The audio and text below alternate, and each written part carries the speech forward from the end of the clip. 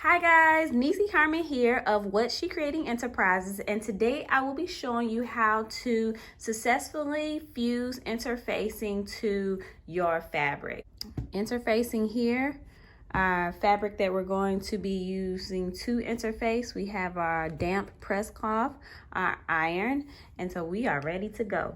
Now I have a piece of the iron on fusible interfacing. Now if you look at this, it has this prickly but kind of uneven side, and then it has a very soft side.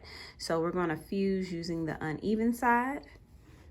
This is the right side, so you're going to turn your fabric onto the wrong side, and then you will take the interfacing and you're going to put it on the uneven side, and you're going to put the uneven side down onto your fabric just like that.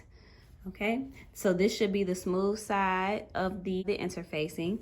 You're going to take your damp press cloth. Now what this is, I call this my press cloth, and I know I've used it a million times, and so I'll use this to help mesh the interfacing to the fabric. So I'll place this on top, and then I'll make sure that, oops, I got a little bit of water here, but it's okay.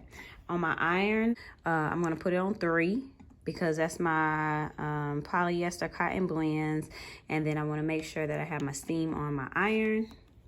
So I'll take my iron and I'm going to press it down. So I want to do this for 30 seconds. Okay, take it off, and you may have to let it dry for a bit because it may be slightly damp. I want to check my ends to make sure that everything is attached,